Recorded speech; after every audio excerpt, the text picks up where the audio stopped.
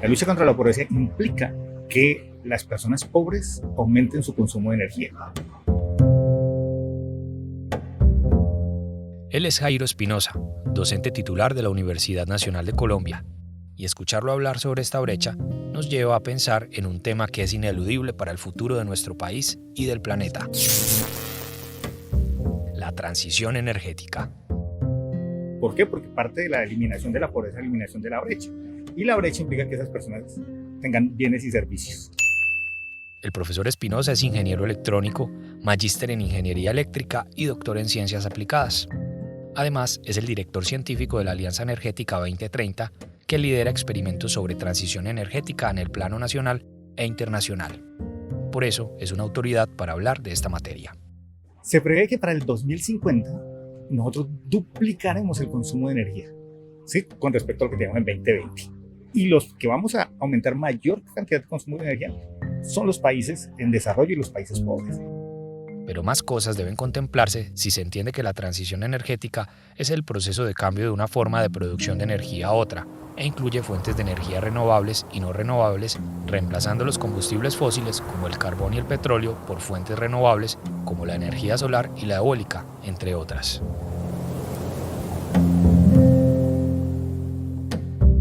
Bueno, la transición energética involucra muchos aspectos, ¿cierto? Involucra un cambio en la forma en que utilizamos la energía, cambios en la forma en que la generamos, cambio en la forma en que la transportamos e incluso cambios en la forma en que la negociamos.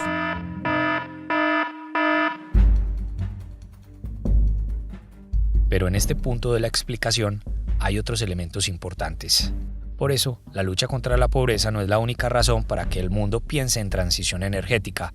Aparece entonces la soberanía energética.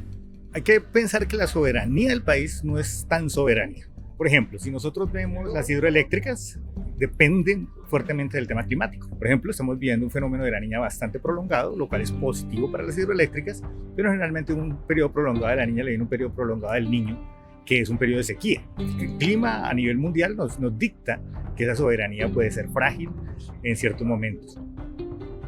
Sin embargo, también estamos ante una obligación ambiental. En la medida en que a nivel mundial los actores tecnológicos comienzan a plantear, digamos así, un veto o una veda al uso de combustibles fósiles, y eso también encarece los costos de extracción. O sea, si nosotros no renunciamos a la extracción, en un momento dado conseguir simplemente el repuesto de una excavadora puede ser algo que sea inviable. Por eso, prestadores de servicios del país saben que la transición energética es una prioridad. Así lo explica Laura Calderón Gómez, profesional de la Gerencia de Planeación Corporativa y Empresarial de EPM. El mismo negocio de generación de energía que tenemos ahora se transforma bastante gracias pues a las nuevas tecnologías limpias que empiezan pues a ser parte del portafolio de generación de energía en el mundo. Por ejemplo, la generación eólica y la solar, pero también la geotérmica, también el almacenamiento de energía, que es una tecnología que ayuda mucho. Aquí, según el ingeniero y docente Jairo Espinosa, es cuando entra la sabiduría popular. Dice la frase coloquial: no ponga todos los huevos en una canasta. Entonces lo que hacemos es colocar, digamos, apelar a múltiples fuentes, es decir, ampliar nuestra canasta energética, se llama, es el término técnico, ¿cierto? Y al ampliar nuestra canasta energética comenzamos a utilizar aún más recursos que son renovables, y eso nos da una cierta capacidad de resistir situaciones que pueden no ser favorables. Me explico. Por ejemplo, si comenzamos a utilizar más fotovoltaico, a pesar de que el día no sea tan soleado, aún vamos a tener generación. Lo que no pasa, por ejemplo, si tenemos un gran periodo seco, no vamos a tener, por ejemplo, lluvia, y si no tenemos lluvia, el sistema hidroeléctrico va a comenzar a tener dificultades. Y lo bueno es que, en cuanto a transición energética, nuestro país tiene enormes posibilidades. Pues nosotros tenemos la posibilidad de utilizar biomasa, ¿cierto? Ya se utilizan los biocombustibles. Tenemos posibilidad de usar energía geotérmica.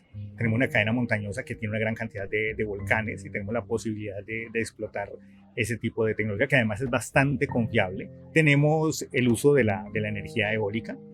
Tenemos un potencial fotovoltaico bastante alto y bastante confiable, se podría decir.